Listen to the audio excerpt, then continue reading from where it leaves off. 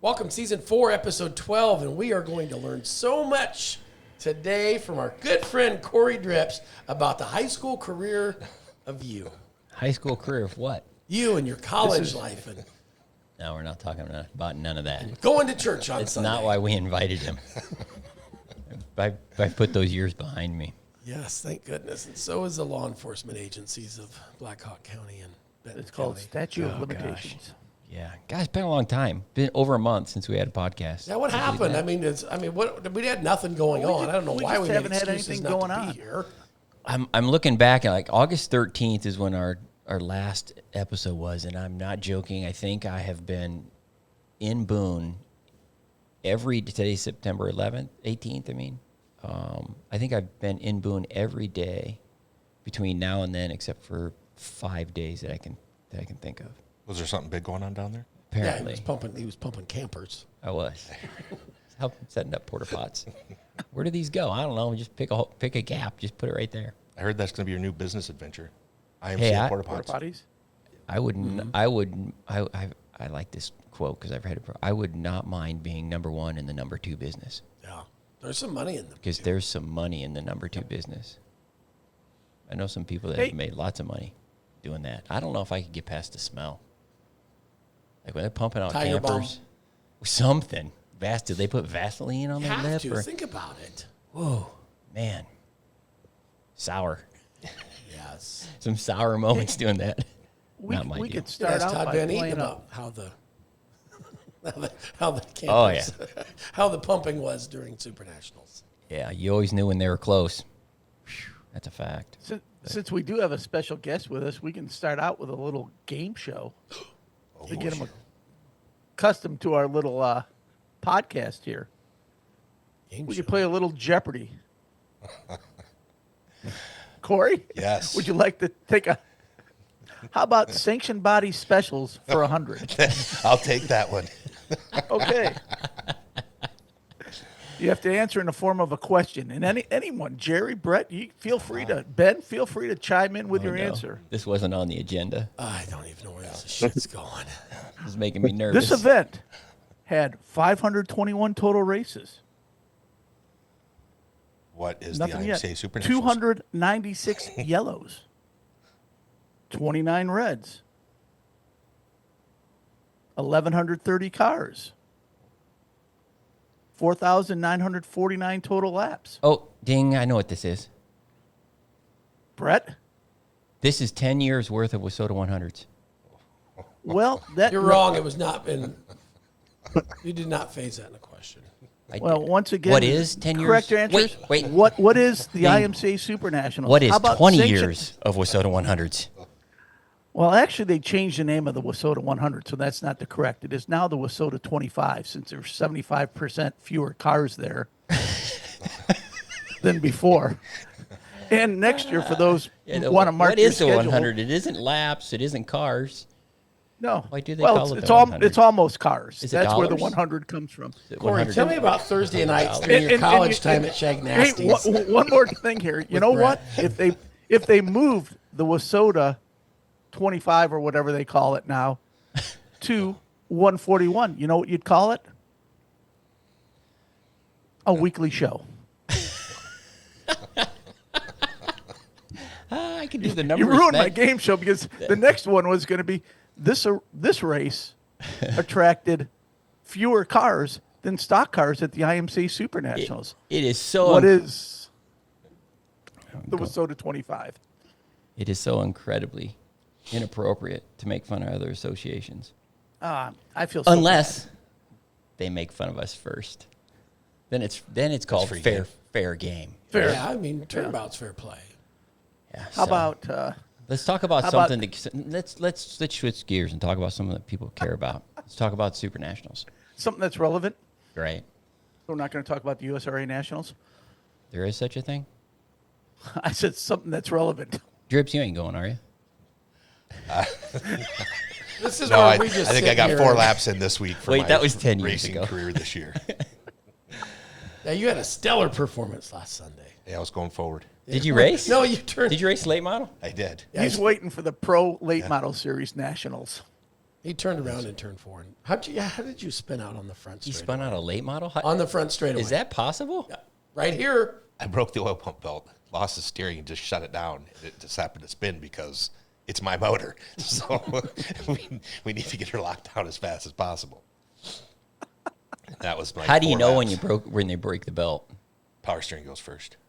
So you have some sort of sign that's happened? The minute the car, you can't turn the steering wheel, you know Something's something happened. And it's the, usually and the belt. oil, that drives the oil pump and the power steering? Yeah, and the fuel pump in my car. I run All of off it's one- like on all off the dry sump. the back, I assume. Hey, at least when that happened to you, you didn't go headfirst into the concrete wall and destroy the first sport mod. That is true. I witnessed that myself, actually, at Allison Speedway. I think I was spun. I'm still looking for the racer. It's a good thing we don't have streaming back from those days because I would know who spun me out because I about died. Also, you'd probably make the doom scroll when you left your car on the flag state of fitness. I'm telling you, I'd have many doom scrolls of me of my racing career if You we there that actually night he had. had the meltdown? No, I was not. Oh, okay. Come on, let's talk about something fun. What do they do to We penalize are. people that just get pissed off and leave their cars in the front stretch and stomp off? Find them $100. Did you ever pay your fine? Nope. Got kicked out indefinitely. Had to buy the organization so he could. I didn't have still to owe pay Larry it. Kemp $100. It's a good thing that Mick Trier took over the racetrack the next year. Yeah. Oh well. Oh, Good times. well. We had such good times. Corey and I's got so many fun stories around racing. Like when he No, first we got. want to hear the ones not around racing. Yeah, those are no. I'm not gonna. No. You know, anybody that picks on people with tech, I look at you, and when you worked at Real Racing Wheels, and you designed me an all aluminum pole bar for my I did. IMCA modified that I guess was illegal. I did do that. Wait, We he had didn't the design the magnetic paint, toaster, all did the he? good stuff. I invented the pull bar. I just haven't ever taken credit for it. It was a pretty good design. He didn't design the flying toaster, did he? No, that was all Rex Merritt and Mike Clark. Jim shit all over that idea.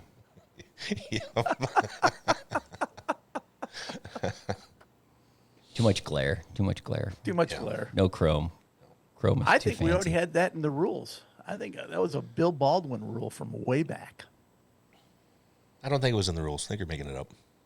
The chrome toaster. I remember. Yeah, you showed. I Was remember it the that car. Spring Nationals in Beatrice? You showed up with that. Yeah. The whole car was chrome. For people who don't know what we're talking about, the interior deck, the body, everything was chrome. It was bright The only silver, thing that wasn't chrome was the red 31. and he had Pretty much.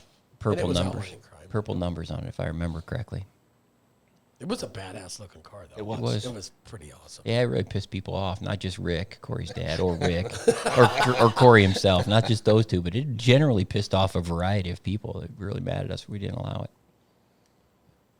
Oh well. I think we've since taken that rule back. That's kind of dumb. So you can have a chrome car now? Yeah. If it glares in your eyes and you're racing against them, just wear sunglasses. Problem solved. Very nice. Well, with all the LED technology and lights, you don't have that much glare. Good point. See?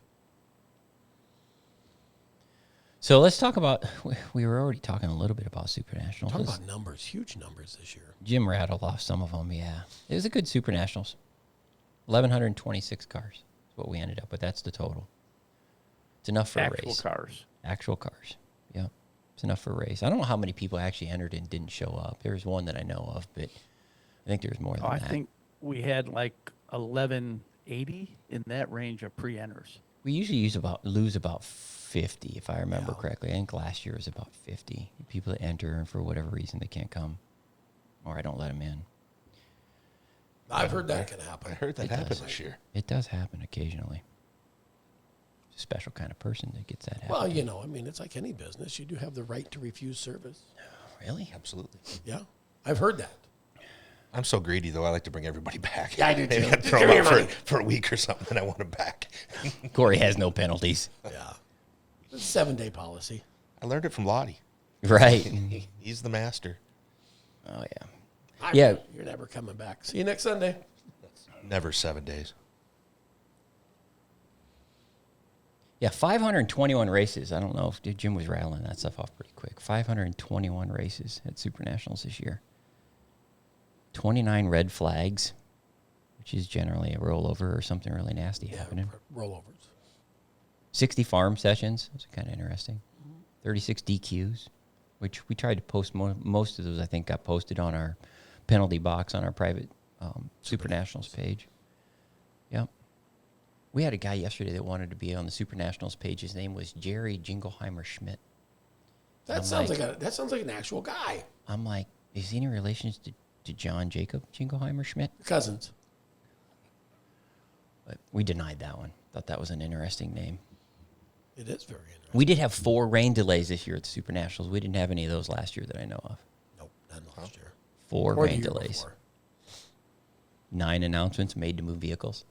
Yeah, that was down. I mean, that was up over last That's year. way though. down. Who keeps all these Up. stats? Ryan. Ryan. Ryan keeps all Should these have known. stats. He's sending Ryan's a me all numbers this stuff. man. See, next year he's going to add how many turned in cell phones. We had, yeah, right. We had one light pole actually knocked over. Didn't happen at the Speedway. It happened out. Did they ever? on See, South I Story keep getting Street. asked. They ever find that Rick guy or Ron or? Not that I know of. How do you not? First of all, how do you not find the guy? You've got his truck.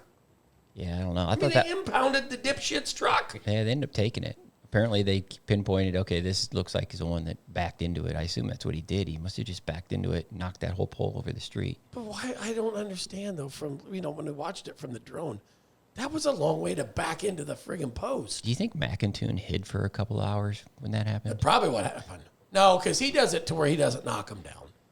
He just knocks the lights off. He doesn't. I guarantee you, he hit that light pole in the infield much harder than that guy hit that light pole out on South Story Street. Yeah, but it doesn't take much to break the bolts. No, I just literally just knocked it right over the road. When the drone footage, for those who know what we're talking about, they saw the drone. I thought that was interesting. Well, I think we saw it firsthand when we were waiting across Story Street, South Story Yeah. Street. Yeah, I was running across the street at that time. I don't know, I was going over to Intensity and get some T-shirts or something. I can't There's remember no what it was. way you were running across the street. We were driving across the street. But we were able to manage that whole entrance. I thought that went out a lot better than what I thought it I was did going too. to. It was very smooth. With them closing essentially the north exit or entrance to our racetrack and pushing it all over to South Story Street. We built a road for people that weren't there. We had to build a road, a new entrance on the south side of the property, which actually worked out okay.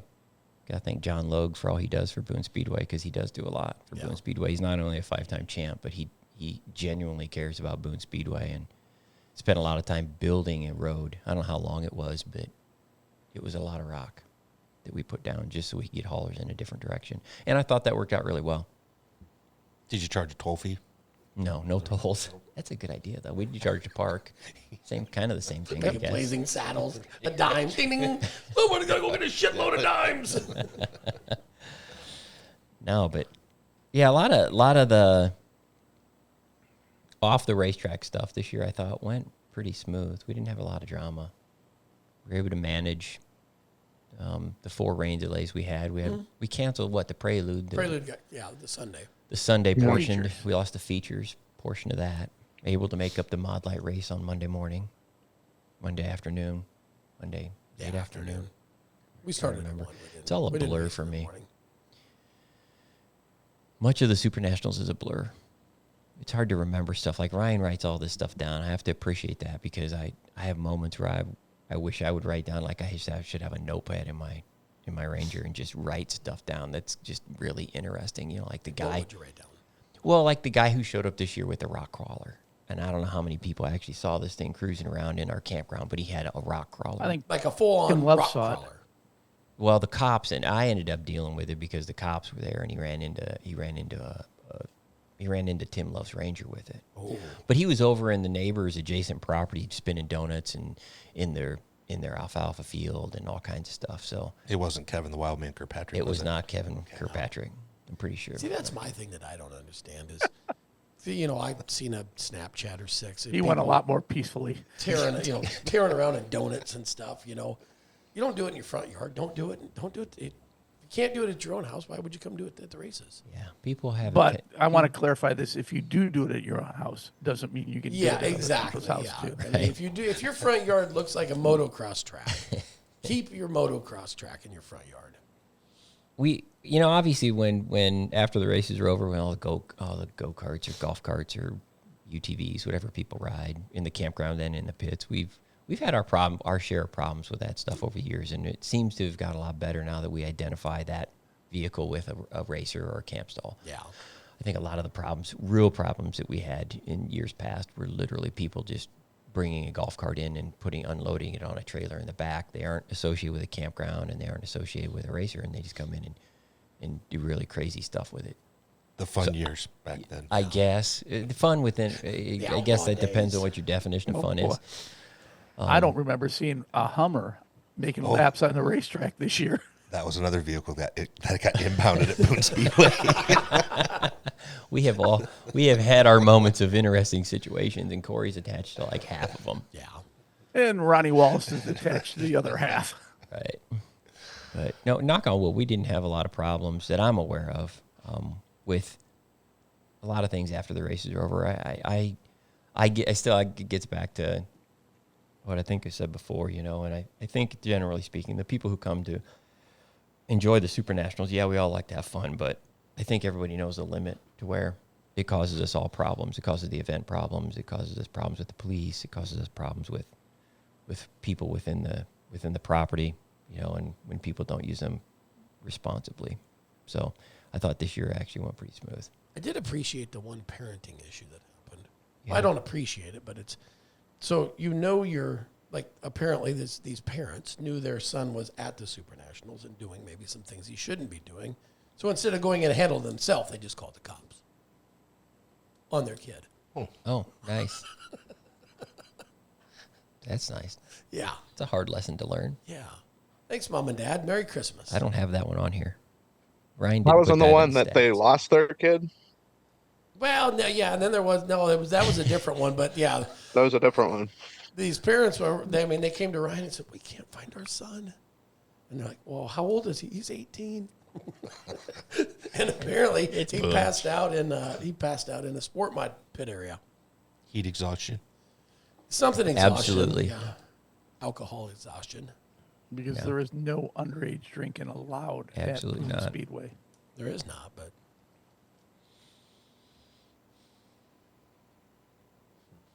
what do you do? Right. Racing was good. We had 90 to 95 hours of racing from Saturday to Saturday.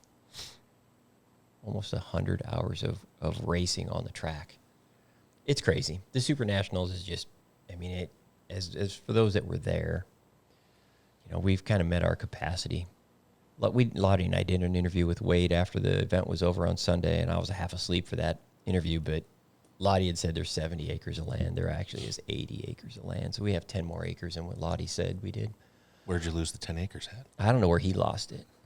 I didn't. It's like that one light pole in the infield. But there is Lost it, 80 found acres. And we were, we're going to have to get a lot better, I think, next year with how we organize some of the south field, because in the past we've just kind of like, go out in the south field, just, and people spread out back there, and it wastes a lot of space. Yeah. Causes us some problems. So we're probably going to be forced to try to organize that a little better for next year. But again, that's just some of the logistics we have to deal with. But when you look at how well I think Jim does with the campground, Jim Majors, who does our camping and has it for the event for probably 30 years, a long time. Jim has been around. I think people who camp know who Jim is.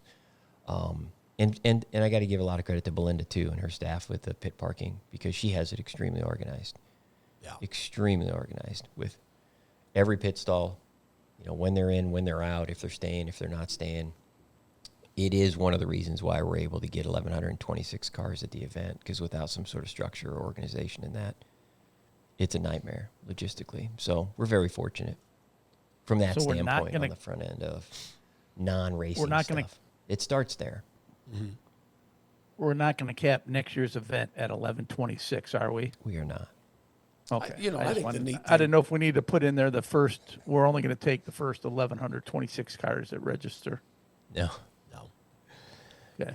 Some of the neat thing, like you talk about, I didn't get a chance till, I think it was maybe Tuesday or something. Just went out one morning and to the south, and I'm like, there's cars all the way to the road. Down to that new driveway, they were parked right when Yeah. you came in, and I thought, that's supposed to be, spectator parking.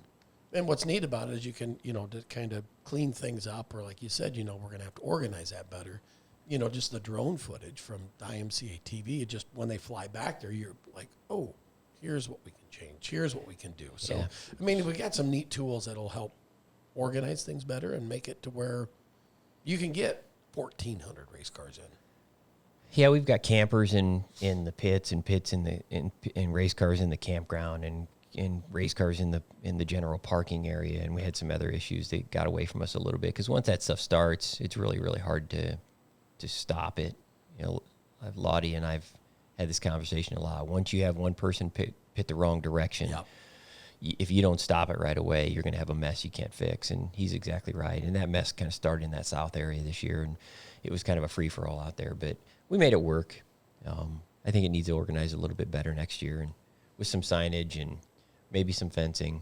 We might have to put some fence up to designate the pit area, because technically if you're working on your race car on the property and you're driving it up through the gates to race it, you're in wherever you're at. You're a participant in the event, as are your crew and people like that. So, they should be.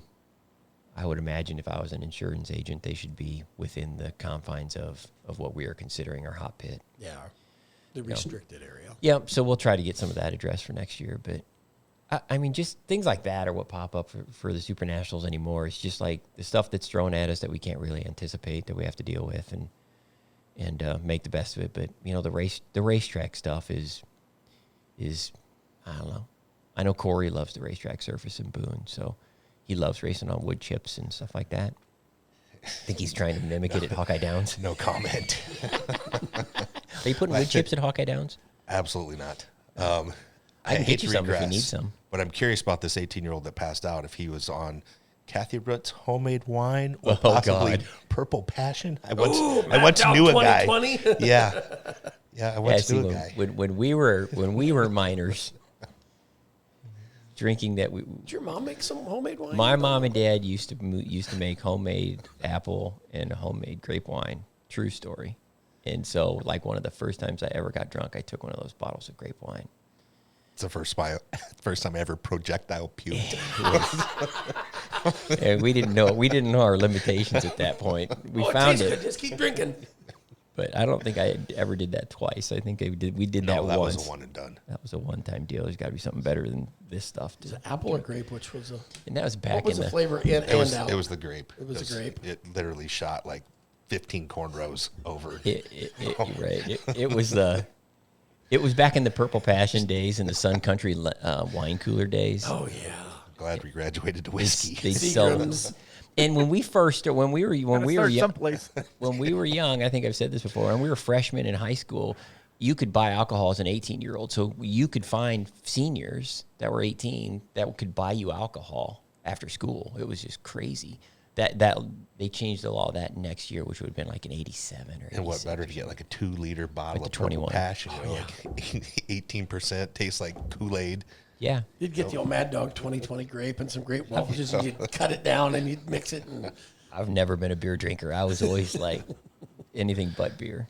Corey, on the other hand, he could drink like 2 cases of beer. I mean, what's the most? I was listening to a show the other day, and somebody said, "What's the most beers you've ever drank in one sitting?" And I was thinking, I bet you Corey has a big number for that. Why would you count that?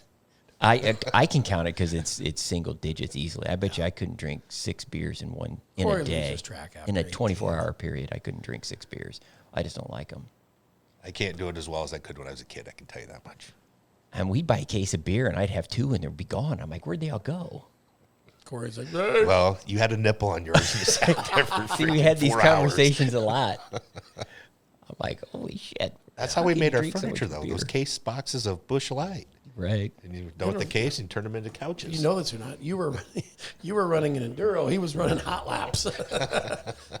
Yeah. Crazy. What else on Super Nationals? You have anything in particular Super Nationals wise, Jerry? I think it was just. I mean, it was good. It was great. Just walking around talking to people. People were in good mood. Yeah. It rained, and they were like, "Oh, it rained," but what's the Super National? I mean, I heard it from so many people. What's the Super Nationals without rain, or a chance of it, or Yep. walking in the mud? Now, the guys that were, who was it first time? There was a first timer that parked right there by Boone Lake, where Yeah. it comes right through, and then for some reason it backed up there and floating. I mean, There are his trailer's half full of water, and he's like, "What am I supposed to do? Just leave the door down; it'll run through." There are some areas you really don't want to be if you get a lot of rain, That's where you don't want to be. but it No, I happens. think there wasn't a lot of problems. When you look at it, there wasn't a lot of problems, like people problems. Like, we had racetrack problems with guys running into each other and not taking your helmets off to fight and things like that. But at least they did it on the front stretch, right, They Drips? did. That's nice. That was a good one. Yes, that was a good one. How do you fight? I mean, and people say, "Oh, why do you guys let that happen?" Or why didn't you find those guys? And I'm like, how do you find two guys that fight like that with their helmets on? Well, even if they don't have their helmets on. I mean, I have a conscience. To me, it's entertainment. Right. Yeah. Exactly. I have a conscience. Like, why in the world would we find somebody for a terrible fight? Yeah, it wasn't really that. Wouldn't even Couldn't good find one. them for a terrible fight for not taking their It was helmets off. fun to watch. It was almost like we asked them to do that. Well, go that out was there like- and that was like, go out you there and know- pretend like you're fighting. You watch it, and I go, oh, and Ryan goes, don't. I go, oh, here we go. And I'm like, yes, we go, but that's part of it. We talk about it. I always say, and, we both say it in our driver's meeting, if you do it on the front stretch, that's fine. If you go back into the pits, we're done. Because then it becomes a whole There's a different- limit for that, It though. becomes a whole, you can't have like a full-on battle. Well, you could. Battle Royale on the front stretch. No. That was an entertaining moment. I think It everybody was. kind of got a chuckle out of that. Might have made Doom Scroll too. Yeah. Probably has like 200,000 or 300,000 views or some weird thing too. Surprised it didn't make like one of them TV shows or something. Tosh. Is he even on it Oh anymore? no, I don't think Tosh point. Remember when Chicken Man? Chicken Man made Chicken Tosh. Man made it. Chicken Man Chicken made Man Tosh did. 2.0. Yeah, that was back when Chicken Man came. Because Chicken Man used to be free, but Chicken Man wanted paid to come to the Super Nationals. Oh, I after he remember. made Tosh .0 or whatever it was, he wanted paid to come to Super Nationals, and we're like, no, we're not paying you to come watch our races. Yeah. You were an idiot enough to get drug running with a That- shovel with that your was- clothes off. That was the last we saw Chicken Man. He still lives in Sioux City though. There's a shocker. Go figure. No offense to everybody that lives in Sioux City, but come on. Getting back to the game shows, if we were to ask you pick 5 cities that Chicken Man lives in, I could get that. it'd have one to be right. like it's Sioux City, Webster City, Fort Dodge. Mason City. Yeah. Clear Waterloo. Lake. No, not Clear Lake. Clear Lake doesn't have Chicken Man. Clear Lake. That's the Hamptons of Mason City. Yes, it is. Anyhow, yeah, good old Chicken Man. Corey messed up in Clear Lake before. Good days. Time or two. 3, 4. So Jerry, you haven't even said a word about the like Taj Mahal announcers booth that you got to sit in for 10 Well, days. I wasn't going to 9 brag days. about it, but I mean, first of all, thank you for that You're welcome. because it was much needed. It was. It made. You guys I mean, and to be honest, it physically made our job easier. Yeah, Because it's it a nice wasn't like setup. a sauna. It was bigger. You had more room. We made it a little bigger, and you had all your monitors set up. And I was impressed. That turned out nicer than what I thought. I mean, it cost a lot of money, but it was much better than the old makeshift shack or Greenhouse. It was a greenhouse. hut or whatever you call it. It had like a piece of aluminum for a ceiling, and they'd stapled a moving blanket to it. Oh, it's terrible. It was pretty bad. It was. But And we didn't You know, have to worry that's- about water leaking in, and we didn't have to. I mean, it's got lights in it, and I mean, it's got Right. heat You're and spoiled. air. yeah, You had carpet, right? Yep. carpet. Yeah, we have to thank who was the carpet Lance from Excel Floor guy? Covering. Excel floor coverings. Lance, he's a great. So you guy. can't even fall through the floor there? No, you can't. No. No, I mean, I will tell you what. Saturday night, I hit one spot, and I was like, "Oh shit, I'm going through the floor." This is one of the nice things about again Super Nationals and Boone Speedway and you know and whatnot. You know, you get people like Lance who put carpeting in. And he didn't only put it; he put it. He He put it in- put it in both booths. He did. He put it in both booths, so it was nice for him to And do that. guys like Bob Ross, Yeah. who are hanging around there that can do stuff like that. Yep, Bob is still around. He come crazy. over. He come over a couple nights and sat, and I go, "What do you think?" He goes, "Well, the guy who built this thing did a pretty nice job." It is nice. You could literally, you know, it just needs a bathroom and a cot in the back, and you wouldn't have to leave there. Nope, wouldn't have to. Nah, Literally Working on the stay bathroom in there. though. we only need 2 more improvements for next year there in the announcer's booth. Oh, boy. No comment. Apparently, Jim's taking applications.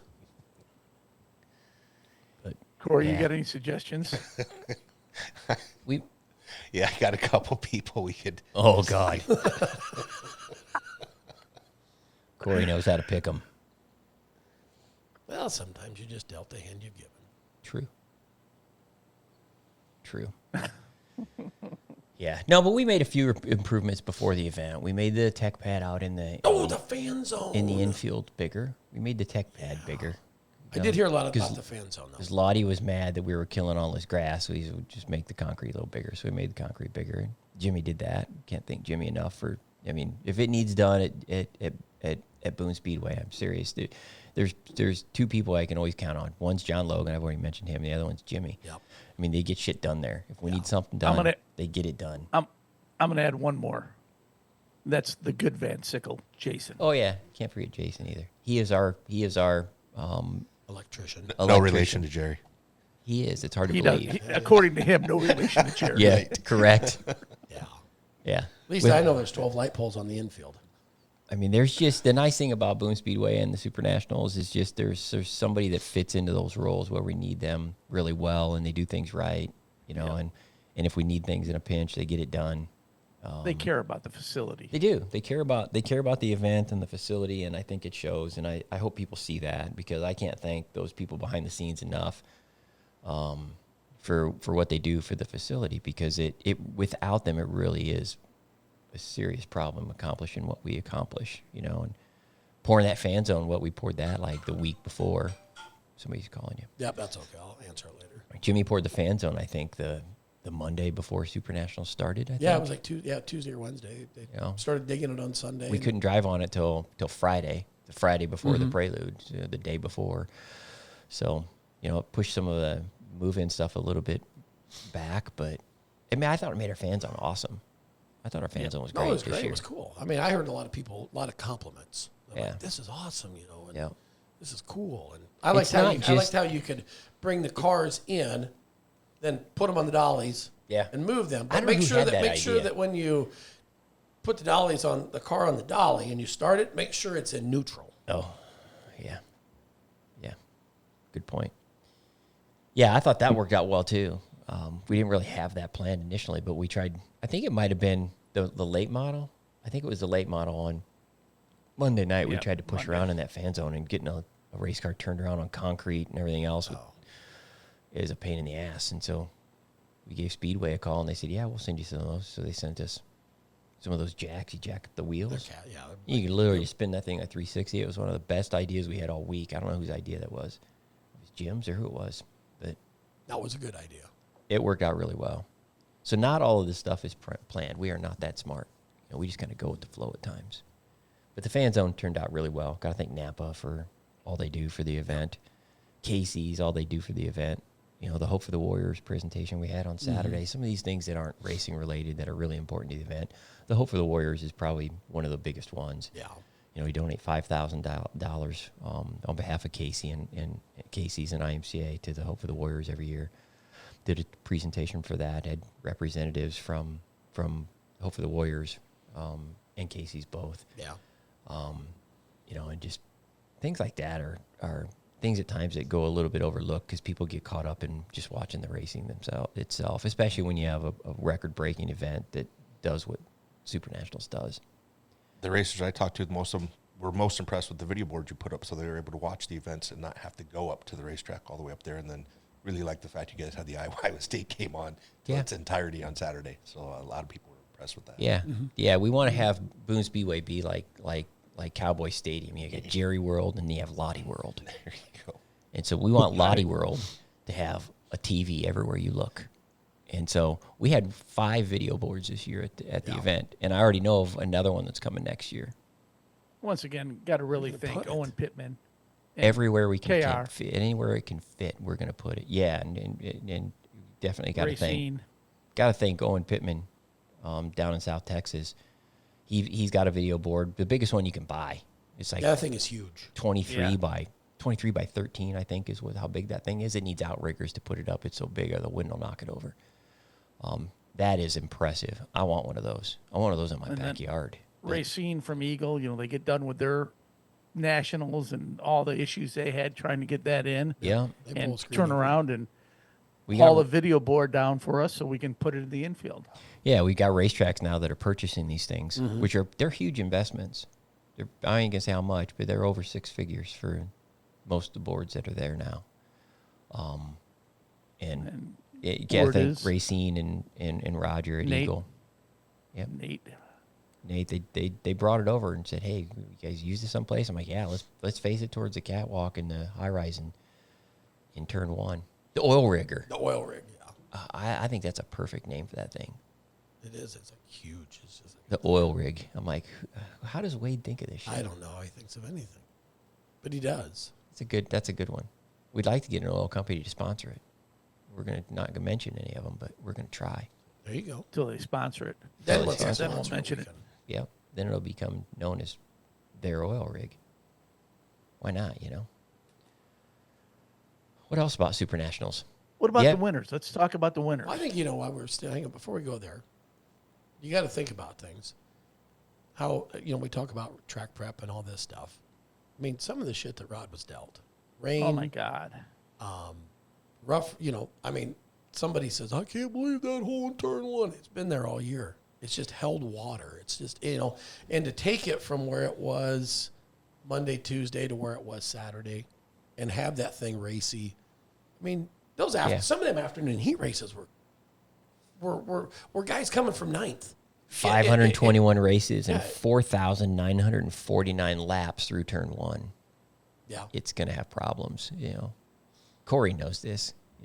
Your turn one's terrible too. Well, mine is too. Sometimes you have issues. It's tough place. It is. Shit just happens, and you try to figure it out. I mean, you had a tile broke at the racetrack, I think, when you first took over in turn one, that you guys fought. A couple giant clay boils that we had to dig out. And Yep. we actually ended up rocking it down there. I think we've kind of got the bottom fixed, but now that hole's moved up the racetrack. Now it's in the middle of the racetrack instead of the bottom. Yeah, It's- so you don't make never that ended. hole No. on purpose. We probably should. It would make the racing a little more fun just so the competitors Yeah, sure don't like it. absolutely. Yeah, I mean, you have moments where you watch it and you go, ooh, but at the same time, they don't have to drive through it. Nope. You go around it. To me, it's like, I don't know. I have moments where I'm like, when did racing get so soft? I mean, soft meaning, like, when did everybody, want to whine about a racetrack that's not smooth as glass all the way around and perfect top to bottom? I mean, I know Corey's opinion, because we've talked about this a lot. I know Corey's opinion on racetracks like that, what that creates, and it's not necessarily good racing. No. I mean, as a driver, love it. It's awesome, especially from out front. You get really wide. You can momentum. It's awesome. But as a fan, as a promoter that wants to promote watch good awesome, racing. good racing, it does not lend to some really good racing. Yeah. And that's kind of the catch-22 promoters have, is trying to give you the best of both worlds. You got to have some Yeah. character. You have to. Yeah, no Yeah. two racetracks are the same. No. And if they were all exactly the same, we'd be racing pavement, Yeah. True They'd story. be Hawkeye Downs. and then we'd be covering up with dirt, Pre-dirt. That's right. I mean, that's which just- is yeah. another subject we're going to get to. But that's the deal. In the last couple of years, talking to some guys that have always been, it's got to be this way. They're like, yeah, if you could put a little character back in this thing and make it race better. So then you do, and sure enough, I mean, it's better racing. I mean, because you have to drive the racetrack. I think we had some of the best racing I've seen at the Super Nationals this year. And I mean, the weather factored in, cool weather. We have to start at 1:00, and that kind of helps having the little cloud cover. But the racing was fantastic this year. I agree. Was any event one from the front row? What's that? And something that I really enjoyed was that we were able to get done at some pretty decent times. I mean, there was only one night where we went super, super late, despite the weather delays. That I think was great. And, we're talking about the attendance of participants, but I mean, feel free to chime on this. I felt like the crowd attendance, especially for the weekday shows, was super, super good. That was super cool to see, those Tuesday through Thursdays, those weekday shows of people just filling the stands. Well, again, we promote it as a racing vacation, and I do think that there's a lot of people that's exactly what they do. I mean, you can just tell when people enter for the event, or when people call and ask questions, when people get in their camping stalls. Just the questions we get from people is, they don't want to come for just a day. You know, most people are trying to come multiple days. Some come on Wednesday and just want to watch the last 4 days of the show. But we're getting more and more people that are showing up on Friday before the prelude even starts, and they're there through the following Sunday. You know, it is their week long or week and a half long vacation. So it's definitely playing out that way. And when you see how full the place was and how many campers we had and how many participants we had, how many racers showed up, it all is backed up by that. So we're going to continue to try to promote it that way. I do think that's why the Super Nationals has become so popular. If we said people had to leave, you know, that I don't think they think it's exciting, you know. And we'll get hobby stock and sport mod guys that'll come and they'll race for 2 days, and if they don't make the show, they still stick around and watch for the rest of the week.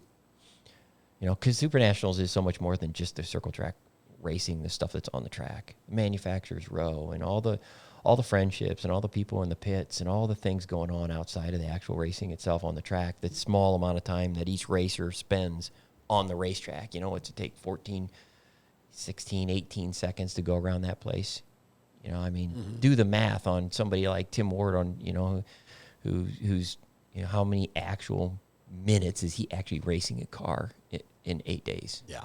You know, I think he won the Prelude, didn't he? Mm-hmm. Yeah. You know, and then he won the Super National. So he's probably on the racetrack as much as anybody. Oh, I just thought of one of the coolest things I saw at Super Nationals. What night was it? One of the fireworks displays was amazing. It's like, I mean, it was like, I don't know what it was. He bought these like special low fireworks. Yeah, I had permission to do that, just so everybody knows. Yeah, you had a permit. I did. Trying to get him at eye level. I had permission to do that. One guy did about getting it at eye level. I love fireworks. It's very, you know, I'm the person that orders the fireworks. I love the flames and everything. I love that shit. Whatever happened to your firewall you were going to build? I didn't get that done. Fire! It'll be up next year. But I thought our infield looks good, right around our victory lane. We're trying to make that place special, and I think we're getting better. You know, and fireworks, I thought, you know, I'm going to do some fireworks after all the qualifiers, after any A-main, big dance. I wanted to start the week off, and I started doing that. But then I migrated to like, okay, I'm going to get some of these bigger ones out. Well, the problem I had is that one of the ones that I had got wet. It was the night that it rained. It had rained before that A-main. And I had it in the back of my Ranger, and I just like, if it lights, it's going to work. Well, no, not so much. Yeah. You do not want to get fireworks wet. So you're saying I can build a firewall, put you in a Darth Vader suit, and have you run through it at the Benton County Speedway? I could. Bingo. Try. You try. Yes. But yeah, when that firework went off on the ground, I mean, the first one went up, and it went up about 12 feet in the air right above the Jumbotrons, and I was like, that's a little low. And I was standing there.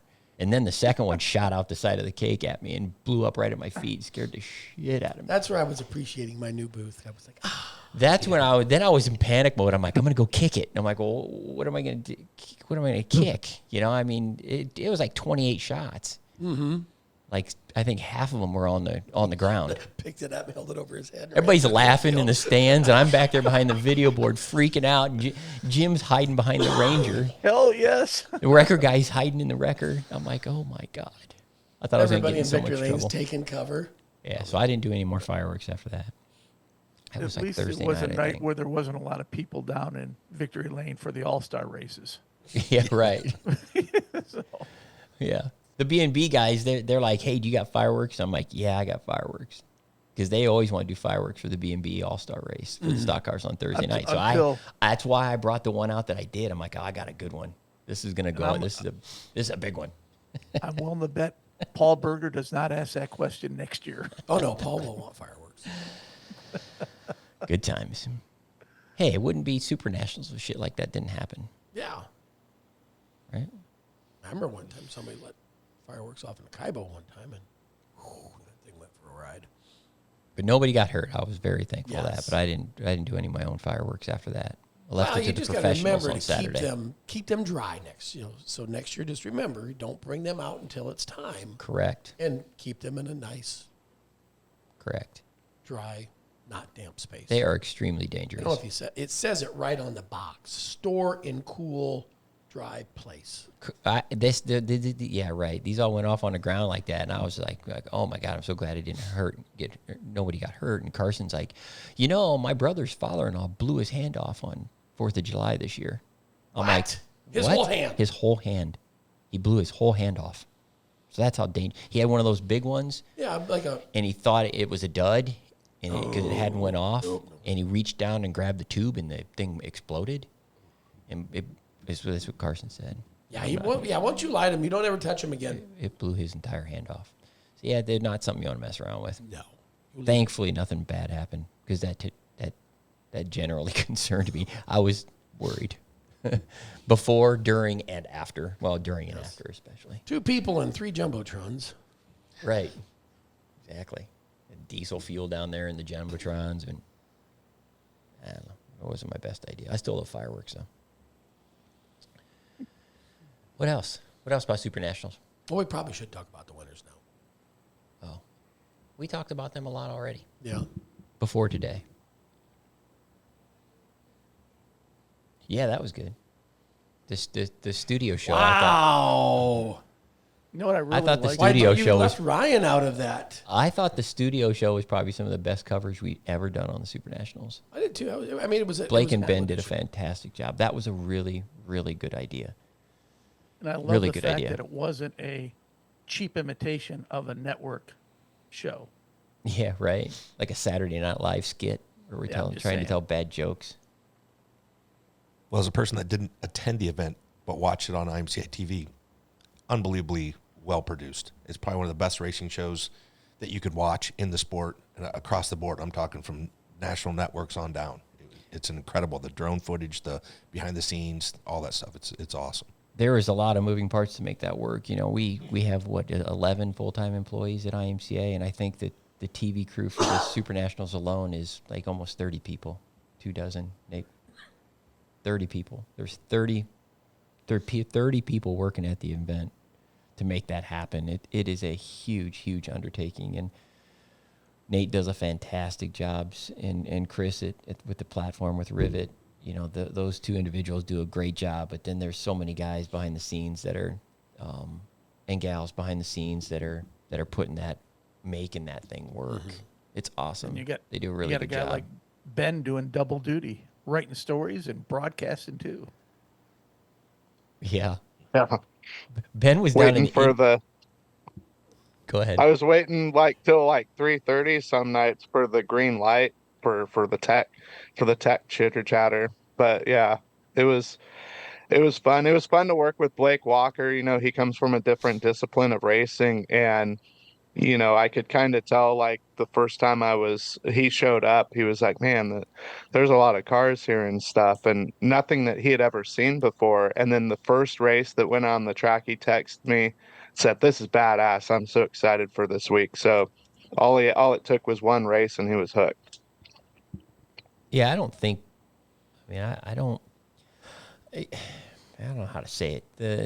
The Super Nationals, you know, takes on its own identity, but it still is a snapshot of IMCA racing across the United States. And I say this every chance I get.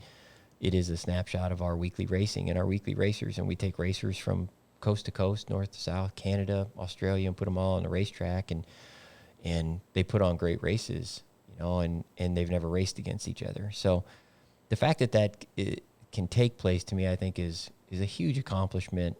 And I do think it says a lot about our association in general, and I do think it says a lot about the quality of the racing within IMCA.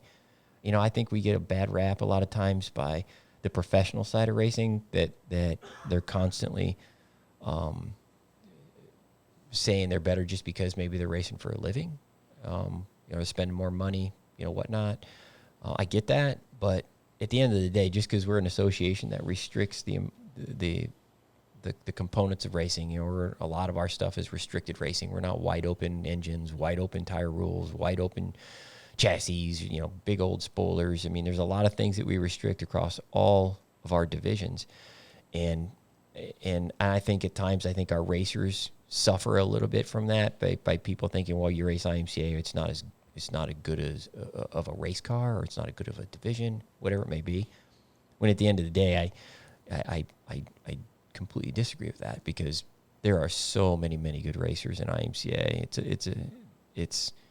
It's hard to it's hard to give them all the attention that they need. So at the Super Nationals, we do our best. That's why I think the stream is so important for our event. It tells the stories. It tells the really cool shit that's going on. You know, not only do you get to see the really cool racing, which I do think at Boone it's pretty on point.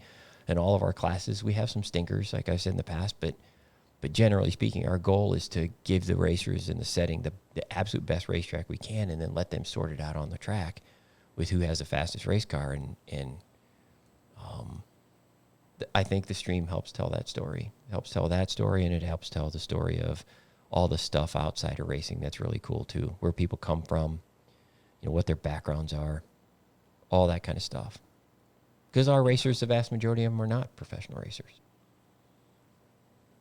So, But I will take the talent our racers have up against anybody. I mean, I don't know. Let's take Ricky Thornton Jr. He might have won a Super Nationals or two. And once again, look where he's at now. I mean, talent-wise, our racers are as good as any other racers out there. I don't care what bullshit you might hear. yeah, it'd be fun to get Ricky on our show sometime and just talk about some of this stuff, because I think the racers that run IMCA right now that look at what he's accomplished, there's a lot of people, it's the Ricky Thornton effect. A lot of people want to do what Ricky Thornton is doing. We see signs of that all over the place. But Absolutely. it's going to be very challenging for somebody to do what Ricky Thornton is doing. Corey knows he's been on the road racing open comp mods for a long time, part of his career, and then obviously you've been on the road with some of the late model teams too. So Ricky's as talented as a person I've ever seen sit behind the wheel. Yeah. And Yep. by far, it is unbelievable. You watch him for very long at all. You see the lines he chooses, the things, the mental aspect of his racing is second to none. If he had an opportunity to go to the next level yet, put him on the pavement, he would show those guys up as well. yeah, he's just that good. Generationally that. Yeah, generational talent. Yeah, I mean, he's that Gifted. guy that everybody compares to now. I mean, I'd see one of those social media groups had a story. They talked to Dallin. Is Dallin Murdy the next RTJ? So, I mean, everybody that comes out of the dirt world is compared to a guy like to Ricky Thornton. I mean, he is started in the trenches, racing weekly IMCA races, and then made a name for himself, was able to capitalize on it. Yeah, the reality for a guy like Dallin, I mean, he's a good example, a good comparison. The reality for a guy like Dallin, probably going to take a break like Ricky Thornton got to get in the right ride. Yeah. With the right amount of money. Because let's be honest, I mean, the super late model racing across the United States, some guys are spending seven figures pretty easily, and so we have a lot of very successful racers in IMCA that are successful business people as well. They have money, and it shows. They've got a nice hauler, they got good equipment. Some of them are funding that all themselves, or some of them have family members or good friends. There's all kinds of things that make it work, but they've got some funding to get that to that level, at least within IMCA. But that's still not near the level what a professional super late model team or even a World of Outlaw sprint car team is spending, So it takes the right combination of people to make that team work. And I think Ricky's been fortunate to kind of find that. He found it and then he kind of adjusted and found it again, which is amazing for somebody to do. Yeah, I mean, you look at like Super National champ. Take Ricky. He's went to the super late model world. Dylan Thornton. He's had some opportunities with, with Cody and that group go do some super late model racing. Now, this weekend, Dallin's going to put his foot in the door and see what he can do with his own stuff. But I mean, you got to start on a weekly program. If you don't start weekly racing, you never get there. And those guys all, we've talked about it before. Oh, why do you let him come back and race? Why do you let Ricky do this? Why he's a racer. He's an IMCA racer. Yeah, I think there's for every person that says, oh, you shouldn't let him race, I think that you've got a racer that says, I want to race against him. At the end of the day, I mean, I don't think that a true racer is the ones that are making those complaints that why is Ricky Thornton allowed to race a stock car, or why is he allowed to race a modified at the Harris Clash? Why are you guys letting him do that stuff? He meets the license requirements, so why would we not do it? And I do think at the end of the day, the guys who are on the racetrack against him, they aren't saying, please don't do that. They're saying, we want to beat him. We want to race against him. What a measuring stick, right? Absolutely. Who's better? Yeah, Absolutely. I mean, yeah, look at it. I mean, you go out there and They want to say I beat him. I kicked Absolutely. it. How are you yeah. going to beat him if you don't get a race against him? You know what I mean? So I just think, Feather in your again, cap. it gets back to like what I said earlier. When do racing get so damn soft? I mean, when did people not want to race against good racers? When did people want to race on super slick glass racetracks where they don't have to actually drive the shit out of a race car? You know, I mean, racing has always been it's one of the cool thing about dirt track racing is the fact that it's not the same everywhere. The racetracks are not the same everywhere. The circumstances are always different. The track sizes are different. The banking is different. There's so many things about it that's different from track to track, and that's one of the things that I think makes it cool, and it makes racers like Dallin and Ricky Thornton and Shryock and some of these other guys, Mills, and just some of the guys that come to my name. It's what makes them so good. You know, what we watch, what Nate, the stories that Nate's telling on the stream, what we watch, I think a lot of people just don't realize how freaking hard it is to do what some of these guys are doing. To get into a race car like that and wheel it like it just looks easy. And it does. They make it look easy. Yep. Some of these guys make it look super easy. Yeah. You know, and then you get people that sit in a race car and they're like, oh, you can't really see anything. Well, yeah, put a neck collar or a neck restraint system on, throw a helmet on with 20 tear-offs on it, you know, and go out there and with a racetrack with another car in front of you throwing dirt at you the whole time and try to do what they're doing. It is so incredibly hard. And it's so cool to see that product at the end of the day play out for us at the Super Nationals the way it does. It's so incredibly cool to see how that plays out from start to finish, knowing the big picture of things. I always say one of the neat things I like about Super Nationals is watching the weekly racer and then watching the racer that comes once or twice a year to Boone and watch how different they race that place. Because the guy that hasn't ever been there all week, on a weekly Saturday night or, handful of nights, oh, yeah, we go to the bottom right now, just follow that guy. And the next thing you know, you got some guy just chipping the shit out of the top. And he goes from ninth to the win. And everybody's on the bottom going, where did that guy come from? Well, he went where you weren't. Because he didn't know.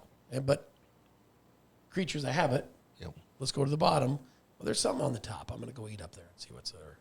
And we see it. Yep. Yeah, you can't settle at races like the Super Nationals. You can't settle in and say, oh, I'm just going to play this safe and No. You'll just get passed by 4 cars. Yep. And then you're not safe anymore. You're in a B or in a C and you're watching the A mains from the pits. Yeah. So, yeah. No, Super Nationals was good this year. Again, I can't thank everybody enough. Everybody on the behind the scenes that makes Super Nationals what it is. I can't possibly list them all and name all the names. There's so many people that I'm fortunate to work with, and I'm just proud to be a small part of it all. But then also with the racers, all the sponsors, all the race fans, all the people that also make Super Nationals is what it is, I just can't thank everybody enough. It's a really, really cool thing to be a part of. It really is. It's like I said, I think I got to drive to Boone and the podcast is over today. I still got 2 more trips. I make 12 trips to Boone specifically for the Super Nationals before the race, and it's 4 hours for every trip. So I've got 48 hours of driving before the event and 48 hours of driving after the event to get all our stuff over as an association that we take over there and back. So it's a lot of shit. All the trophies, all the stuff, the packets, all the things that you don't really necessarily think about. It takes trips to get all that stuff over there. So It's going to be so much easier when you put it out here at Benton County Speedway. Yeah. It's such a shorter drive. when I get Yeah, that think church about that. property bought, that's plan B. It's plan B. It's cool. Instead of another racetrack at Boone, plan B is to move it back to the Benton County Speedway. Get the Well, I'm not church. going to lie. It's getting so damn big, you almost have to separate it. So we'll do half here and half there. Sounds Right. good. Yeah. We'll start with baby steps. We'll just move Could have it. like a hobby stock Super Nationals at this track. Yeah. And we do have Super Nationals events that are not at Boone. We had the Race Saver Nationals Race Saver? at Eagle, and Jim can talk a little bit about that. Jim's went the last couple years, and then we also had the Southern Sportmont Nationals down at KSP in Texas. Both of those events were greatly impacted with weather. Yeah. Down at KSP, they lost Friday, so had to get it all in one day. And Eagle, he had the promoter's nightmare. Trying to watch the forecast and figure out how to get 3 nights of racing into maybe 1.5. And, I know Roger and them, they did everything they could with the information they had. Ran a double show on Friday night, hoping they could catch a window on Saturday to get Sunday show in that 4-hour window on Saturday. And it didn't work. They almost made it. But, I love when you read social media after that. Well, you should have done this. Well, it's pretty damn easy to make that call after everything's happened. Once again, promoters, Corey, Jerry, you know what it's like. You're trying to make the best decision you can with the best information that you have. And sometimes it doesn't work out, but it's not from a lack of effort and a lack of planning. Well, in KSP, the same thing with the Southern Sportman Nationals. There's things you can win at. You can never beat Mother Nature. Correct. Yeah. With a roof. Well, yeah. Yeah. That's Plan C. Can you imagine if there was an 80-acre dome? Right? That'd be cool. Shh. If we could actually have a Don't dome let that the was cat big out of the enough to put a bag. full-size racetrack in. Well, I mean, the dome is the dome. Yeah. We have the Chili Bowl is the Chili Bowl. Mm-hmm. But those are both very, very small, very, very small racetracks for the cars we're racing. So, yeah, it would be nice to have an actual dome over a full-size racetrack. Something a little bit bigger than that. Either one of those. Coming soon to Southeast Vinton, Right. the IMCA Dome. Right. IMCA. IMCA dome. See, but then you got to see the IMCA thing with the dome. dome, though, is if you did build a dome over just the racetrack, you got to make sure that the 2 guys running the doors, because you'd have 4 doors. You'd have to have this, because if the one guy opens the one door and the other guy opens the other door, the dome comes down. Yeah. So they'd have to not screw that up. So don't put anybody in charge like me. Thank you, Professor Van Sickle. I'm just saying. Think about it. Professor Van Sickle. And then did you so- deflate it in the winter? Because the The snow. dome Remember when the Metrodome? No, we keep racing, Jerry. Oh yeah, you could. You What just if come you in from? don't- It'd be like the old cattle congress, where you just come through the snow, come in the building, race, and then go back out. Oh, yeah. Can you imagine if you could race 12 months a year? The Well, Hippodrome. back to Race Saver Nationals real quick again. The decisions that Roger and Racine had to make for that event. I will be honest. I'm glad we were not in that situation at the Super Nationals in Boone because they are awful situations to be put in. And I don't think you're going to meet a more genuine person when it comes to how they care about racing than Roger Hayden. I mean, Well, he cares a great deal about what he's doing, and it shows very, how very much much. money do you think Roger lost and would have lost on this whole show and did lose on this whole show? I can't imagine. When you take 2 nights and run them into one, there's a lot of money you're leaving on the It's a table. slaughter. And right? he did that for the racers. And the way he Yeah. started his drivers Yeah. meeting that night, he goes, "Hey, before I do anything, I'm going to lose probably about $100,000 on this deal," and I bet that was pretty accurate. And Yeah. but once again, he makes that decision for the racers and to help build that event.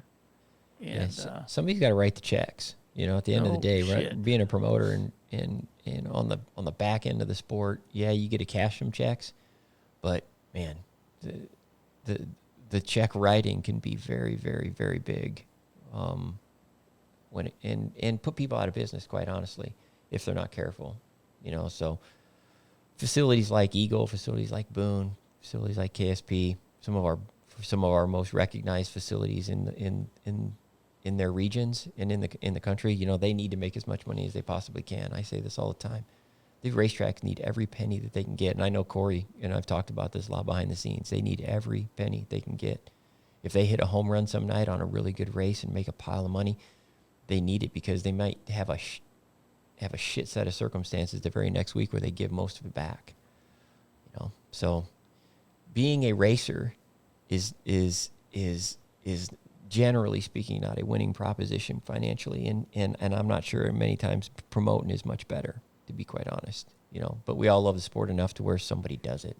So I'm thankful for that. Everybody sees the income. They don't see the out.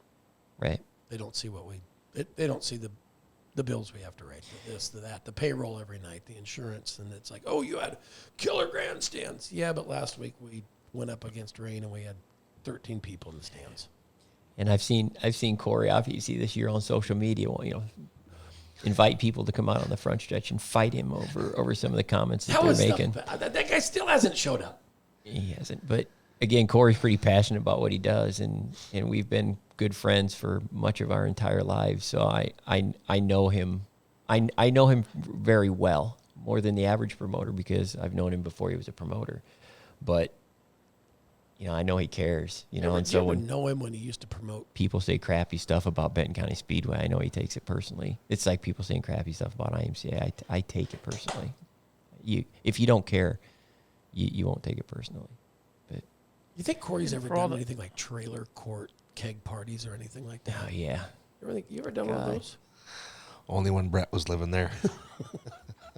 Yeah. Well, let's shift gears a little bit. I mean, there's a lot of things we could talk about from Super Nationals and There's whatnot. some big races coming up. There are some big races coming up. Ton of big races coming up. We've got races coming up, and you want to talk Couple about days here. McQuokett has got their All-Star Classic coming up. I don't know when this is going to air, but coming up this weekend. You got the Tiny Lund in Harlan, the Stampede up in Jamestown. Joaquini's got a special on Saturday. And then, then you go in the next week, up in Mandan at Dakota Speedway, their Oktoberfest. Batesville has a 20,000 to win stock car show, 10,000 to win mod show up in Skagit. The Durbin Memorial in Davenport. I think, I know we have the Iron Cup at Park Jefferson, but the rumor is they're putting dirt on an asphalt track in Iowa, and they're going to try to run a race. And then even the week after that, you got Fall Nationals, the Jordan Page, you got the Batesville for the mods, 3,000, 4,000 for the 3 days. Oktoberfest in Beatrice, Abilene, Marshalltown. I mean, there's a shit ton of races coming up. Let's just put it like that. Yeah, plenty of Well, in opportunity. Arlington, they've got their, Bob's 4,500 to birthday win bash. sprint cars? I was Yeah, gonna on the talk 27th. about that. I'm just confused. Is the Bob's birthday 45 that they're going to pay to win for the sprint cars, is that in honor of how old Bob is or how many years they've been promoting? It's one of the two. In fact, we'll have a little contest. We'll let you guys pick which one you think it is. Does anybody know anybody that's been promoting races longer than Bob and Susan Allen? Well, I mean, you got Lottie. I mean, they're right. It says a lot when you can do this deal for 45 years. I mean, Yeah. that is just No way. absolutely They're nuts. insane. You're going to be Corey? doing this for 45 years? Corey, No way. I don't have the mental fortitude to keep doing it that long. You don't have enough bail money. I just can't imagine, people like Bob and Susan that have been doing it for as long as they have and keep doing it and giving back to the Crazy. racers. Yeah. I think some of that, too, takes a though, special is- kind of person. It really Oh does. my God. I spent a You lot got of to be thick-skinned. I spent a lot of time in the car business, and that's what I did before I got out. And it was like, I remember the fun days. I've heard you've worked at every car dealership in Not Iowa. everyone, just all but 3. But anyway, Everyone in Polk County. No, I have not worked at everyone. That's in the state of Iowa, all but 3. But there was a time when it was fun. Like when you generally had fun. When racers stayed in the pits till the sun came up, and you didn't have the social media and the whowon.com. You bitched at each other right there, and you whatever. And I think the generations have just changed, and I think Society's changed. Yeah, in society, the older we get, we forget that how much fun that was. It's like going to a class reunion. What the hell you got to go to a class reunion for? Honestly, why would you have a class reunion anymore? Everything you want to know about your class, you can find out on Facebook. You just got to go to your phone and just troll around, and you can find out what everybody's doing, where they work, who they're married to, what their last name is. I mean, you can just whether they're divorced or not. You can find life stories of people, and I think that's one of the problem racing has and society has in general is we've lost that immediate face-to-face connection to people all the time. And people don't have to stick around the pits. They just don't. And they don't. and I don't think that we're going to be able to change that as a sport.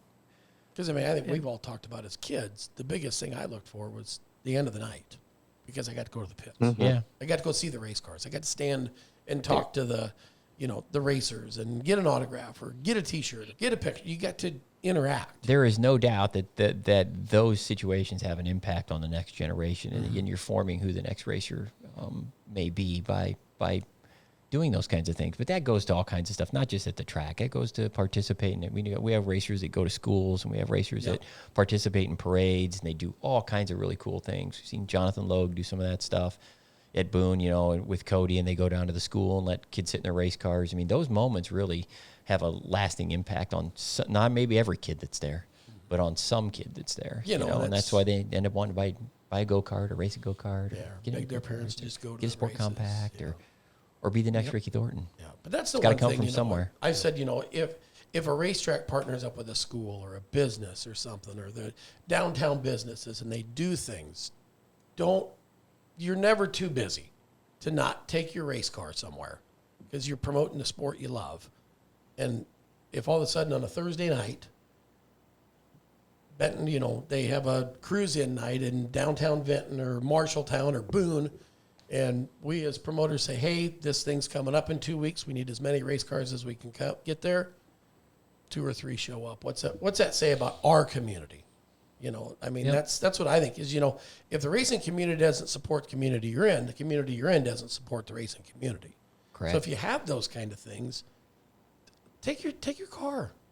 The kids love it. The old people. I mean, everybody enjoys seeing a race car because it's something you can't drive on the street. You can't this. You fire it up and it sounds cool, and that's how we get people that aren't race people into our sport is we put it in front of them. Yep. Yeah. Well, one of the things that I think we're kind of running out of time, and we can maybe talk about this our next podcast is, I did make a trip out to Vegas last week, and I'd like to share with people some of the details of the meeting we had out in Vegas, but we can do that next podcast. Jim was in Vegas. Jim's in Vegas? Did you go see the Wizard? No, I couldn't go. No more said till next podcast. I couldn't go. I wanted to go too because it's a pretty important meeting, but you couldn't go. I couldn't go. Were you grounded or something? I was still making trips to Boone, Oh. so I was unable to go. And It's kind of then, like being grounded. on another serious note, Brett can talk about this. I think, we lost one of our racers last week, and Greg Cassley. Yeah. Yeah, I attended Greg's funeral yesterday, and I don't, I don't. It's hard to say. It's so. Greg is such a good guy. I've in Eastern Iowa racing, he's one of those guys that everybody knew. And I don't know anybody that didn't like him. Yeah. Of all the times That says a lot. Yeah. Oh my I God. don't either. When you're in this sport, he was in the sport for 52 years. When you're in the sport for 52 years and you can't find somebody that says they don't like him, Yeah. I mean, there's a reason amazing. why that. He was He's such just a a real great person. a superhuman being. Yes. And a very, Absolutely. very, very, very good ambassador of dirt track racing. You never heard him saying bad stuff at all. No. He was always positive. He's just a really good guy, and it's very unfortunate that he passed away. Very unfortunate. I went to his funeral yesterday, and both his daughters spoke, and it was just a really, really, really, really fitting funeral. It was just everything about it, I thought, just was Greg Cassley, and it's just, I don't know. The sport's going to miss people like that. How do you replace somebody like that? You can't. You can't. I mean, Nobody in today's generation is wired like that. Yeah, and what's crazy, I mean, the other thing when you go to funerals, especially people that have, Greg was 72, and people have lived that long, you learn things about him that you didn't know, and it's like, oh, why didn't I know those things? He worked at Deere for 30 years. I didn't even know that. Yeah. I just thought he was an auctioneer his entire life, but he'd work at 30 years. I haven't even been at IMCA 30 years. This is my 28th year here, and I'm telling myself, so I'm sitting there reading that last night and listening to people talk about it, and I was like, man, that's a long time to be doing something that, and I didn't even know that, and I feel like I've known him forever. Right. Yeah, that's weird. It was so. Yeah, I mean, I've but- always known him as an auctioneer. Right. Yeah, but a lot of people are going to miss Greg and number 73 at the racetrack. He was inducted into the Hall of Fame this year at Independence Motor Speedway. Wasn't it one of those things where you like to be in that Hall of Fame. You had to not have raced for 5 years. Yeah, they made an exception for him. You know, because everybody was like, "Hey, you know, we got to get him in. You got to get. He's the guy that we don't have that we. He's need. one of those guys that needs to be in there, and, Yeah. and they made an exception specifically for him. And I think looking back on it now, it was a blessing that they did that, because I think Absolutely. because somebody like Greg is going to be like genuinely like one of the most appreciative people for that. I think you know Ryan was inducted at the same time, and Ryan told me Greg Cassley is. I don't think I've ever met anybody that was more appreciative of being inducted than him. You know, again, it just says who he was as a person. It's a very sad day for racing when Greg passed away. So he's going to be missed by a lot of people. Let's talk about Hawkeye Downs a little bit. Let's shift our gears real quick. That's why Corey's here. That's why we wanted him here. Let's talk a little bit about like why in the hell are they putting dirt on Hawkeye Downs? Well, Roger Castle, celebrating 100 years at Hawkeye Downs Speedway and Expo Center, decided they want to put dirt on that place to go back to their roots of racing there. And so they put a plan together, went out and recruited me, my dad, and stepmom Kim to help them with the dirt shows. Started hauling dirt in on Monday. We would have liked to do it sooner, but they had an event Saturday, Sunday. So anyway, they're hauling a bunch of dirt in. They're looking at having 10 different events there. I think we got 4 circle track events, starting out with the IMCA racing on September 27th. It actually opens this weekend, Saturday night. They're having their demo derby. But it's quite the undertaking. You know, I've seen it done places like Bristol, at Elko, places like that. I've been there and seen it, but I've never been an integral part of it. And it's a lot of moving pieces, a lot of moving parts. In fact, when we get down here, we'll be down there packing and sheep's footing and watering and grading and just trying to get that place the best we can get it. It's a wild deal. It is an immense amount of work. I can't imagine. I cannot imagine. I don't know how many loads of dirt they're going to haul in. They're putting it on the small track on the quarter mile there. But they also made that pad that we talked about earlier. They built like a demo derby arena on the front stretch of the half mile. Yep. So you got to deal with that. They're going to have a demo derby, and then you got to probably move all that dirt and do something with it to get ready use it, I assume, for the actual circle track portion of the. All that demo dirt, we're going to blade it to the bottom, take it off, and use it as a backing for the outside wall. They put a block wall all the way around a quarter mile. Dirt in the entire place with 12 to 18 inches of dirt, and come from locally right there in Cedar Rapids. It's quite the eclectic group of dirt. It's black gumbo. It's got clay in it. It's laying down really nice. It's packing really nice, but you don't know what you got until you get to race on it.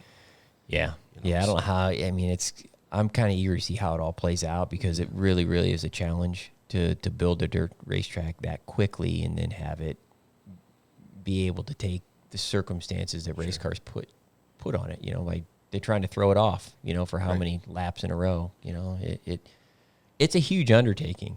It really is. It's going to be interesting to see how it all plays out. And obviously we've asked to be a part of it for that first weekend, which is first weekend of dirt track racing, which is the last weekend in September, and a last point weekend of the year. Yeah. You know, so you can get IMCA points if you're racing there, and we're going to sanction it. So all the IMCA rules will be in place. I'm probably going to be at that as well.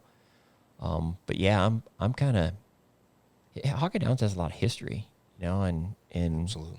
history prior to the pavement side of things as well, that a lot of people that are younger than me and Corey, obviously, that don't realize. So the old Hawkeye Downs crowd are dirt people. Yes. The present, you know, the last 20 some odd years has been 30 years maybe. That's been They paved in 88. 88. I was going to say it was. longer than that then. Yeah. So I mean, you've got 35 years of roughly of pavement history there. So they're going to clash. We're going to, you know, it's going to be interesting to see how that plays out. And we sure hope that, from our standpoint, that IMCA racers in Eastern Iowa are supportive of it. You know, you don't have any limitations on who can do it or anything like that. Just No, we just got a legal car and we've got a membership. pit issue where, you know, we can only house so many cars. We can try putting them on the half mile and things like that. So, you know, if you're planning on coming, I'd come early or get a hold of Hawkeye Downs. But you're not going going to turn anybody away. We're not turning anybody away at this point. You have to pit in the roads. We do that at Super Nationals. If you have to pit in the roads, you have We'll to end pit up in the pitting roads. them wherever we got to pit them. But Yeah, they'll make it yeah. work. And if you can't be there in person, you can watch it on IMCA TV. Yep, we're going to stream that. Yeah, it's Sometimes that's good. Sometimes that's bad. Okay. Hopefully it's entertaining. Right. It will be. I mean, I think it's going to be cool. It's a huge, huge undertaking. Again, when you told me that they were doing that, I'm like, why? Why? Yeah. But Roger, this fits kind of Roger Castle's mentality, in my opinion. Very, very successful. Obviously, he's got roots in racing. His kid Landon raced how much Cup stuff. He's been racing professionally for his. And he sponsors a ton of cars from the eastern part of the state here. And Yep. there you go. The rumor of putting dirt on this place, it's been a rumor for about 10 years. You'll hear it once in a while. Oh, they're talking about putting dirt on Hawkeye Downs and having some races. The last couple of years, you'd hear it once in a while. But this year, it was like, oh, yeah, they really are this year. It ain't a rumor. Yeah, I don't think it's here to stay. I mean, they might leave it on there for a little while, but having a dirt racetrack in the inside of a pavement racetrack is a pretty odd set of circumstances because the two variables really don't match up well. They're not going to want dirt thrown all over the half-mile surface every week and try to race both or some weird thing like that. So it's going to be interesting to see like how it plays out. And I know. So you're not putting the dirt on. They've hired somebody to. They've hired Bushman Excavating to do that. We're helping oversee it to try and get the surface to it to a place where we think we can work with it to build the track. But nope, they're putting it all down, so that's awesome. You're at their mercy. At their mercy. The Olsen brothers have been out there working to death. Dave, Dan, and Randy, just been every day, all the time. End loaders, skid loaders. We've been out there with our graders, packers. P&K Midwest bought a bunch of tractors in for us to use, some big old John Deeres. It's been a group of a lot of volunteer help as well. Just everybody's excited about it. Everybody wants to be a part of it. The community seems to be really behind it. I'm excited about it. I think it's going to be great. Yeah, but you're bringing in essentially professional people that do excavating for a livelihood. Yeah, they got that the know what fancy they're doing. They're laser bringing in guided right. They're bringing in bulldozers and stuff. bulldozers that they're getting it relayed in just yeah. right. You're not making that all up as you go. No, I don't think we have that talent over here. Yeah. At least I don't You're not out there see. No. I mean, I brought in Donnie Berkey to help grade the top of the racetrack the other day, just so we had a place that we could pack and get ready to set the block for the outside wall. Yep. Some stuff like that, and then something as simple as the demo pad that doesn't really matter. I can play around out there and scratch that up. But yeah, we got the professionals laying the majority of it down. Yeah. Yeah. No, it's going to be cool to see. It's gonna be. Hopefully, it all turns out well. Obviously, we all anticipate that's what's going to be the case. We'd like to have some IMCA cars support it too, because again, I mean, how often can you say you've raced a dirt car at Hawkeye Downs? Right. And nobody's done that since 1988. So I think you got a lot of guys that are going to be excited to be there for it. So, including me. Absolutely. I'd like to give a shout out real quick to obviously Castle Motors. They're the presenting sponsor of it. PK Midwest for supplying the tractors and stuff for it. IMCA, obviously, for everything that you guys are doing. We've got class sponsors like Storm Steel for the sprint cars. CHI Overhead Door Manufacturing, installed by Christie Door Company, doing the late model stuff. Johnny Spa race cars with the stock cars. Legends Direct for the Legends. Advantage Chassis for the sport compacts. And, of course, IMCA for the modifieds. And basically every Saturday night through next weekend till October 18th, every Saturday night we'll be racing circle track stuff. We've got So a month. a month. Yep. Month loaded. Hopefully the weather cooperates and you guys can get all those Absolutely. shows in, because you're running, like you said, you're running pro late models, you're running Legends cars, you're running stuff that's Sprint not cars. that's not sanctioned by IMCA and those other nights. So yeah, hopefully everybody that's listening that has a race car that fits into one of these divisions supports it. You got the Airs guys and the Legends guys, and We're trying to bring some nostalgia guys that have Yeah. been on it way back in the Right. Kurt Hansen raced there Yeah. back in the 70s and 80s, and Makes hopefully he perfect can bring sense. his car out and stuff like that. So it'll be nostalgia and today Yep. all wrapped into one. Yep. Very cool. It's cool to be a part of that. Plus, it's really close to my house. Yeah, you don't have to drive that I far. don't have to drive to Bristol to see it. Are you going to bring your stock car down and race it? I actually considered that. What happened? It's not done yet. It's getting close. I was going to give Nate a picture of it to put on the podcast, but How close are we? Like me and Jerry can throw a couple wrenches It on it. She's needs- ready I mean, to can go. we have it- can we Jim's have it going to ready? come it needs crew chief it. Could we have it by 2:00? Is it needs the axles put in the back and the gear lube in it, and then it needs the brakes bled, all the lines checked on the brakes, and then just bolt checked, and then just bolt checked, and it needs a shroud on the radiator and water put in it and fuel, and it'll start. 6 hours. Sounds like we'll be ready by Saturday. It doesn't have the rear interior deck in it. I've got the cockpit all done, and I've got the Camaro body all mounted on it like it's supposed to be, and I've got it all where I think it's legal. I'm trying. Dave will give you a waiver to get by the first day. Right. Duct Yeah, tape we'll get that you a in, fix-it follow ticket. car We down, know a duct guy tape, who yeah. knows a guy. Right. But no, I'm excited. I'm excited just to get it done because from my standpoint, I like making shit, and there's a lot of satisfaction in working on a race car. It's just if you think that way. I know a ton of competitors that are excited about you getting it done. I too. bet they are. Yeah. I'm going to be sponsored by Target. I might even get a Paint stock it car red with a myself. bullseye on it. What number is that? Just hit the bullseye. Now you gonna put a 40 on it, or what's your number gonna be? 40. 40. Yeah, that won't change. But I just don't know if I'm going to race it or not. I like just looking at it too. Maybe I'll bring in a show car and let kids sit in it. I'm telling you, it makes a huge difference. Take that thing and let a kid look at it. That's what I'm talking Who doesn't like to about. look at race cars? All kids love race cars. You don't even have to teach them that. They like them. It's cool. Yeah. Very cool. So, no, I think the Hawkeye Downs deal is going to be awesome. I might try to. I'm going to be there for sure from the IMCA standpoint on the first weekend. And hopefully everything goes good. And then I don't know. I might try to race one of the non-sanctioned races just for fun, but it's probably not. I might just come watch. I think you should probably just go. Oh, It is I think fun. you should get in. I think you should go find a car for October 4th. Sprint car? Yep. There you go. Oh yeah, that's just what I don't need. We are going to have hockey rules just like Benton County Speedway. You can drag somebody out of the car, slap them around Yeah, the just front what stretch. that's also just what I don't need. Right. Just what I don't need. Yeah. I mean, why not? But no, I mean, Hawkeye Downs is again. There's so much history there, and Roger is such a big supporter of racing. I think obviously hiring Corey and Rick and Kim and everybody at Benton County Speedway, and you got the Olsons who are attached to racing. You got all these people that are pretty heavily attached to racing. Brian Gibson and the board down there have been amazing to work with. Yeah. They're there working themselves. I've seen the Facebook page. It's been great. They've been posting all that. If you want to, you can probably just Google, I imagine, or go to Facebook and put Hawkeye Got a lot of Downs in stuff there. on Yep. And If you want guys to are see, sharing if it you're on- listening, and you want to guys see are some of the sharing it. progress. I mean, they've been posting every day, which is pretty cool. As long as the weather cooperates, you Right. know. That's always the big variable. Yeah. So, what else? What else do you guys want to talk about? We're probably at our limit. We're aren't probably we? at our limit. Uh-oh. Yeah. We've 1:30. been talking for 90 minutes. Oh shit. You okay? Anything else you want to add, Jim? Well, I'm good. We'll save the Get outta meeting in here. Vegas for the next we'll podcast. talk about that next one. We'll talk about Vegas. Big news. That's all I'm going to say right now. Okay. Fair enough.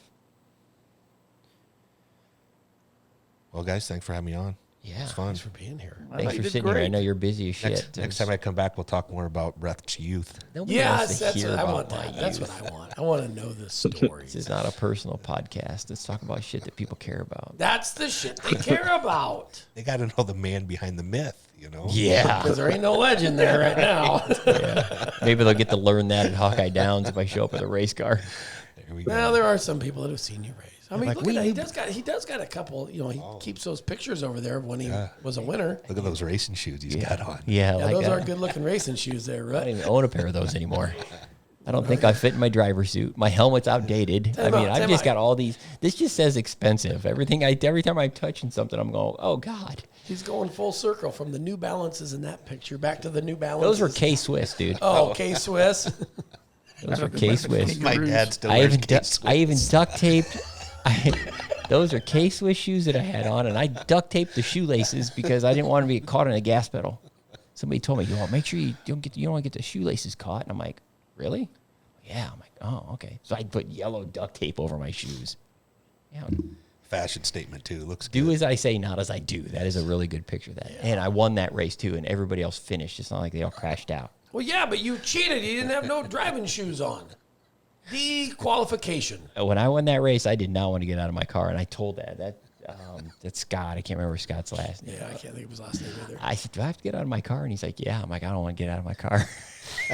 I don't want to be seen with my duct tape shoes. This is gonna be like what was that guy at the Dome that did it? He was wearing Hey Dudes. Oh, it was That Carpenter kid. Tyler Carpenter. He Yeah. got out with Look at his all the Hey shit he Dudes. got wearing Hey Dudes getting out at the Dome. Yeah, but they stole about 487. That's my Tyler Carpenter moment.